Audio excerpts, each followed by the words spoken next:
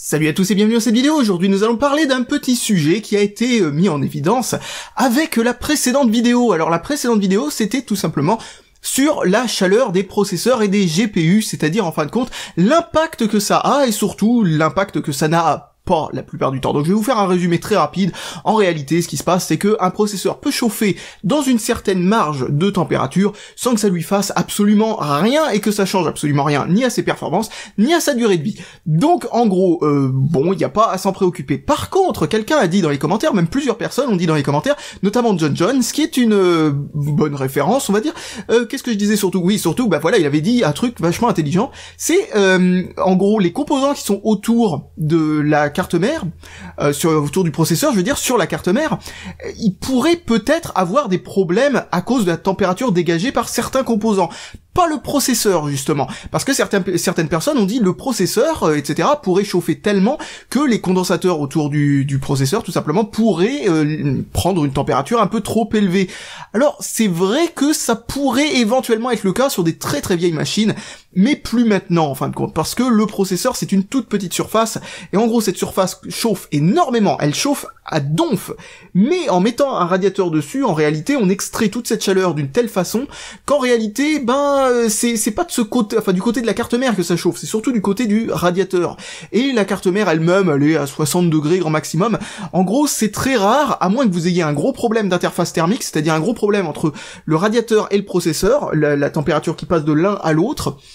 Si vous avez un gros problème à cet endroit-là, à la limite ça peut faire chauffer la carte mère, mais c'est très rare. Habituellement, la chaleur reste contenue dans le processeur et est évacuée sur le radiateur parce que il n'y a pas ce qu'il faut pour que la température en gros se dégage par les pattes du processeur et aille ensuite contaminer tout le reste de la carte mère de manière vraiment efficace.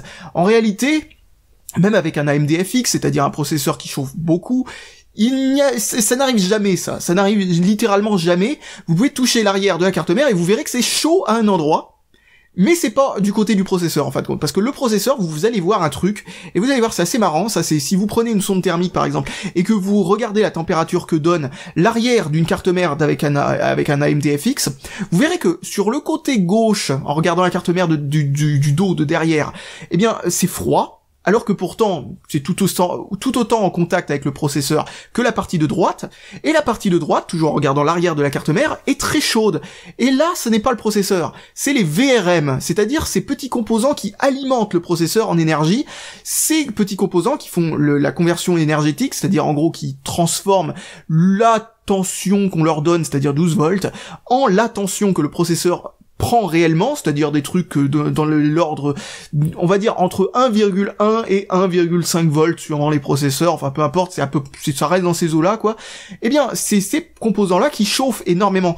Et c'est eux qui vont chauffer la partie gauche du processeur, en fait, parce que ça va aller par les pistes d'alimentation du processeur jusqu'au processeur. Le processeur lui-même va pas beaucoup chauffer, etc., parce qu'il y a un socket entre les deux, donc c'est pas aussi bien couplé que ça pour que la température passe, même si ça passe très très bien, c'est pas aussi bien couplé que ça, mais ça fait chauffer les pistes qui vont jusqu'au socket, en fait. Et ça fait chauffer aussi l'arrière de la carte mère à cet endroit-là où sont ses composants. Alors, bien entendu, il y a des cartes mères avec un refroidissement sur ce truc-là. Par exemple, cette carte mère, vous voyez que vous avez tout simplement des radiateurs sur les VRM, c'est-à-dire en gros des radiateurs sur ces composants, et vous voyez aussi qu'à l'arrière, ici, nous avons des grandes plaques vertes, là non, pas du tout, bleues en l'occurrence, qui permettent de solidifier un petit peu le tout pour pas que ça gondole dans tous les sens avec la température.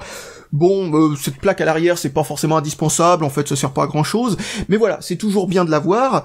C'est même encore mieux parce que j'ai l'impression qu'en l'occurrence, il y a une particularité à cette carte mère, c'est que j'ai l'impression que les VRM sont des deux faces, donc là, en l'occurrence, ça a un intérêt, parce que il y a des composants à refroidir, en fait, qui sont de ce côté-là, c'est pas juste pour faire renfort, a priori. Enfin, à moins que ce soit juste pour faire renfort, mais en gros, ça gondole un peu en dessous, on voit qu'il y a des trucs en dessous. Enfin bref, les cartes mères bas de gamme n'ont pas ce genre de refroidissement supplémentaire.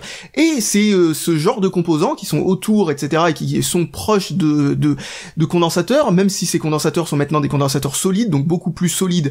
Oui, des condensateurs solides.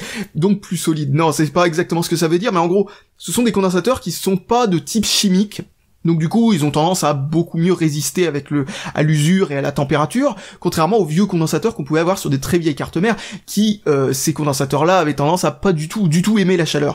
Mais en même temps, tout ça chauffait beaucoup moins à l'époque. Donc ça, bon, voilà.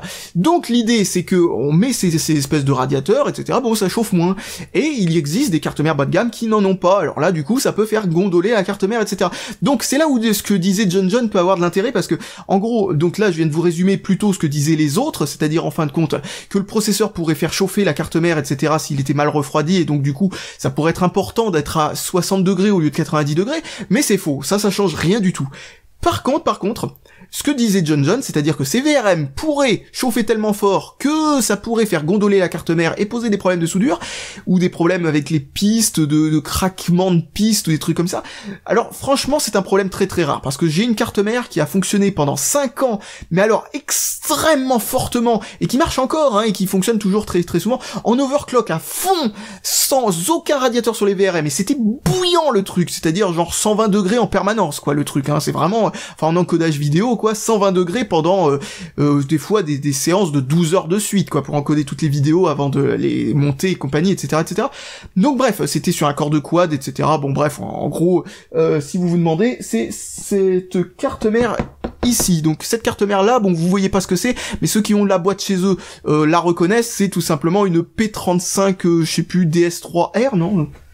C'est bien ça, c'est une P35 donc DS3R, c'est tout simplement une carte mère qui était milieu de gamme à l'époque pour les corps de quad, et on pouvait mettre dessus par exemple un corps de quad Q6600 et le faire monter à 3,6 GHz pour un processeur qui à l'origine est à 2,4 hein, pour information, donc vraiment un gros overclock, et en montant à donf la tension, donc du coup ça faisait chauffer à fond les VRM.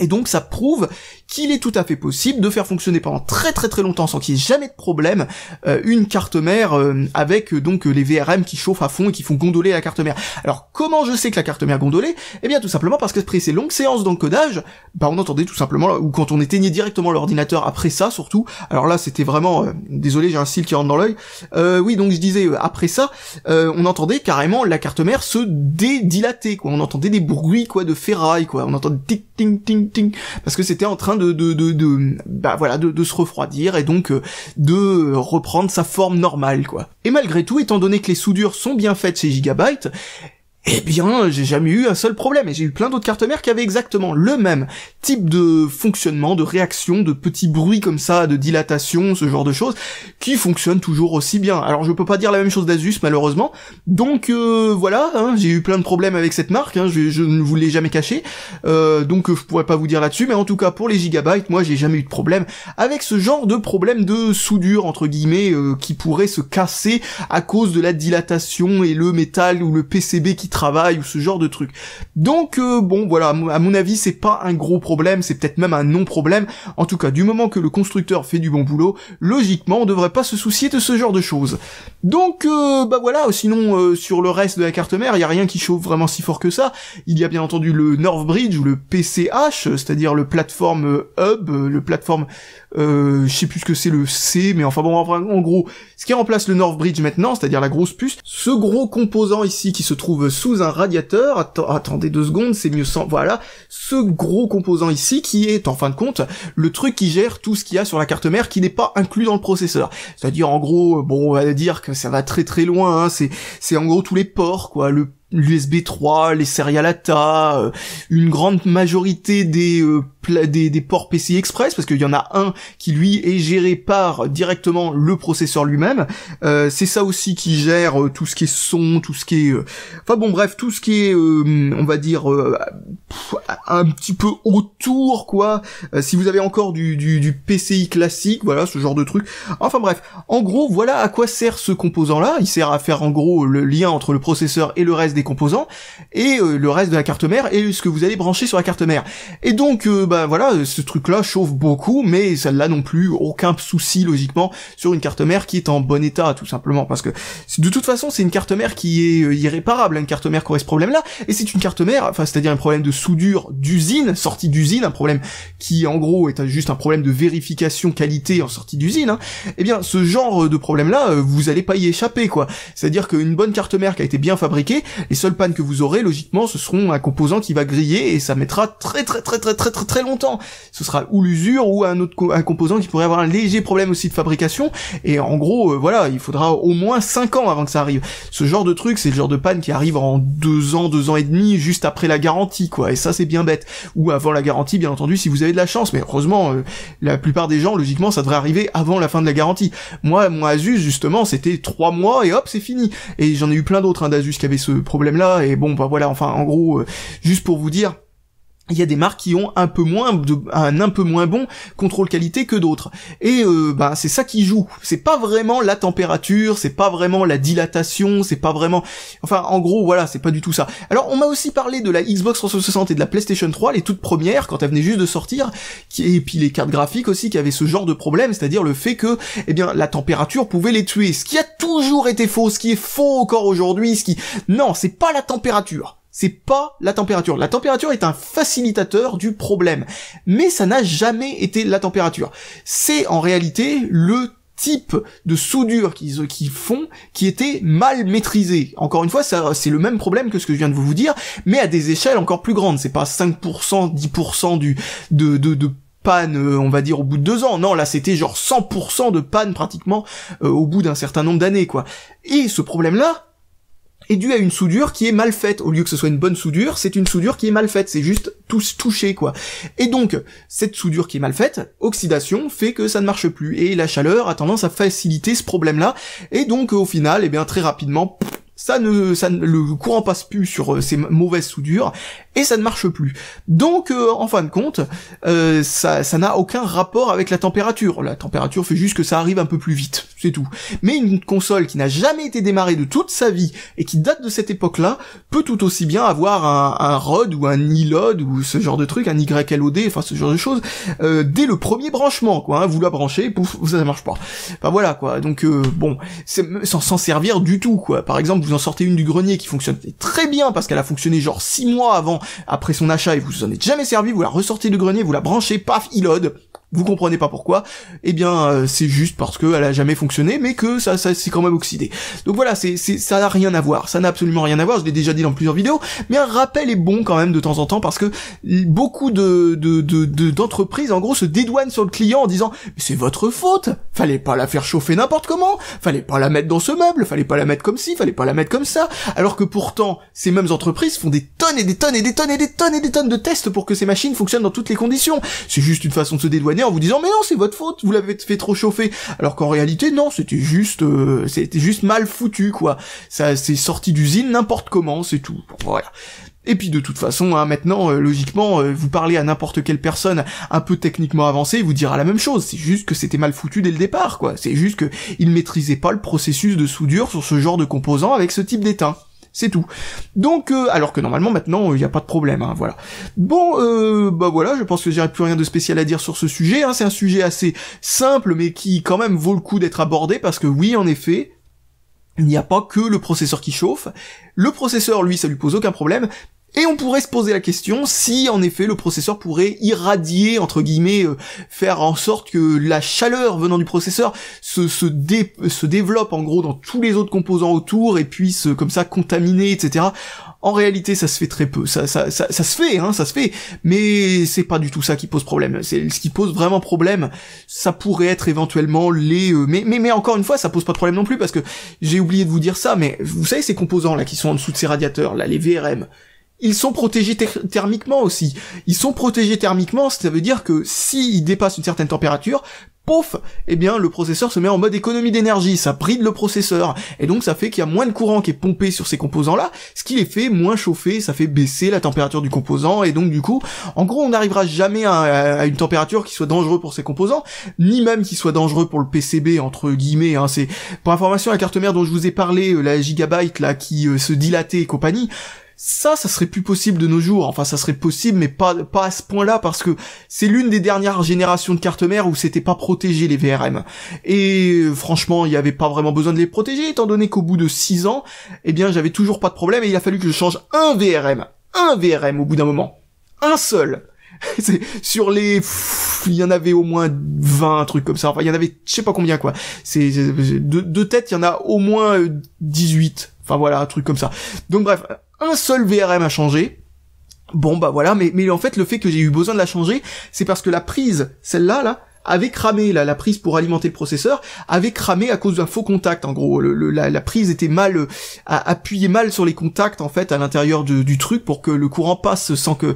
Alors ça faisait des micro-étincelles, et ça a oxydé la prise. Donc il a fallu que je dessoude la prise, et que j'en ressoude une autre. Et je crois que c'est la température qu'il a fallu que j'utilise pour réussir à dessouder proprement cette prise, qui a fait sauter ce VRM, parce que ce VRM était celui qui était le plus proche de la prise. Donc du coup, ça se trouve, le VRM, il serait jamais tombé en panne, après 6 ans d'utilisation en overclock monstrueux à tourner à au moins 120 degrés, alors que maintenant la température sur ces trucs-là, la température de sécurité, est souvent aux environs de 85 degrés. Donc en fin de compte, il y a aucune chance que ces composants puissent poser problème de nos jours, que ce soit pour eux-mêmes ou pour ce qu'il y a autour, quoi. C'est-à-dire les condensateurs, ce genre de choses. Et je vous le rappelle une deuxième fois, on utilise maintenant des condensateurs qui sont beaucoup plus résistants à la chaleur qu'à l'époque. À l'époque, on utilisait des composants qui en gros pouvaient résister plus ou moins dans les, on va dire qu'à partir de 70 degrés, ça pouvait baisser un petit peu leur durée de vie. Cette carte mère là, elle utilise que des condensateurs solides. Je sais même pas si c'est marqué combien de degrés on peut mettre dessus. Enfin, enfin bon. Bref, ce genre de condensateur est quasi increvable, et en plus je viens de me rendre compte qu'ils sont très peu nombreux à être très proches des VRM. Donc bon bah voilà, hein. En gros, il y a pas beaucoup de raisons de s'inquiéter. Donc bon bah voilà, je pense que j'ai plus rien de spécial à dire quand même. Si un petit quelque chose, c'est les ordinateurs portables. Donc les ordinateurs portables, on me demande toujours si c'est valable sur les ordinateurs portables, ce que je dis.